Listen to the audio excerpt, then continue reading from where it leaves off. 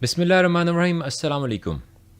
7 habits to personal success की इस series में हमारी 5वीं हैबिट है habit of maintaining excellent health, यानी कि अपनी सेहत को कायम रखने की आदत। ये बहुत इम्पॉर्टेंट हैबिट है। इसमें जो चीज़ें हैं उन्हें हम फंडीज़ भी कहते हैं। फंडीज़ का मतलब फंडामेंटल्स, कि इसमें कुछ बुनियादी चीज़ें हैं जो बहुत अहम हैं। अगर आपके पास सेहत ना रही तो कामयाबी आपको बिल्कुल मज़ा नहीं देगी, आपके किसी काम नहीं आएगी।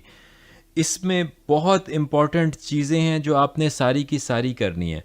पहली चीज़ है वॉच योर डाइट, कि आप खाते क्या हैं उस पर सीखिए, उस पर लर्निंग लीजिए। यहाँ पे हमारे दूसरे प्रोग्राम से सीखिए कि आपने अपनी फूड कैसे रखनी है, वो चीज़ें क्या हैं जो आपकी सेहत को बेहतर करती हैं और वो क्या चीज़ें हैं जो आपकी सेहत को ख़राब करती हैं।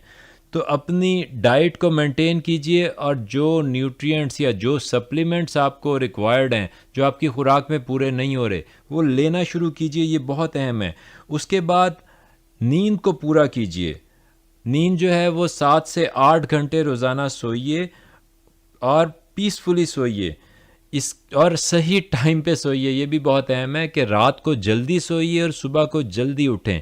अगर आप 7-8 घंटे सोते भी हैं मगर रात को अगर लेट सोते हैं तो आपको हेल्प नहीं करेगा बल्कि आपको नुकसान देगा, क्योंकि जल्दी सोने से बहुत सारे काम होते हैं जो आप हमारी हेल्थ से मुतालिक ट्रेनिंग में सीख सकते हैं कि उससे क्या फ़वाइद होते हैं। दूसरी बात ये कि कोशिश कीजिए कि कंप्लीट अंधेरा करके सोएं, कि अगर आपके कमरे में बहुत छोटी सी ज़ीरो की लाइट या छोटी सी लाइट भी कहीं से आ रही है तो आँखों में वो जाती है, जो हमारी स्किन के थ्रू जाती है, और उससे जो हम नींद से फ़ायदा उठा रहे होते हैं उसके फ़वाइद कम हो जाते हैं। तो इसके लिए अहम है कि आप अगर जो ब्लाइंड्स हैं जो आँखों पे लगाते हैं रात को सोने के लिए, वो आपके पास हैं तो वो आप इस्तेमाल कर लीजिए, वरना आप अपने कमरे में बिल्कुल अंधेरा करके सोएं।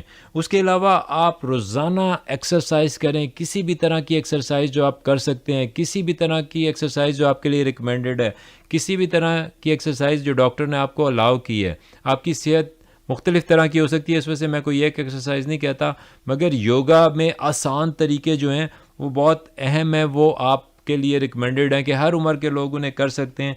योगा सीखिए या कोई भी एक्सरसाइज जो आप करते हैं रोज़ाना कीजिए, कुछ भी हो जाए, एक्सरसाइज को नहीं छोड़ना। उसके अलावा ब्रीदिंग पे तवज्जो दीजिए कि डीप ब्रीदिंग, गहरे सांस लेना और पेट फुला के ब्रीदिंग करना। है किसी और ट्रेनिंग या हेल्थ की ट्रेनिंग में मैं आपको सिखाऊंगा कि ब्रीदिंग कैसे करनी है, मगर 15-15 मिनट के गहरे सांस के 5 सेकंड आप इनहेल करें, 2 सेकंड जो है सांस को अंदर रोक के रखें और 8 सेकंड एक्सेल करें, यानी कि सांस को बाहर निकालें।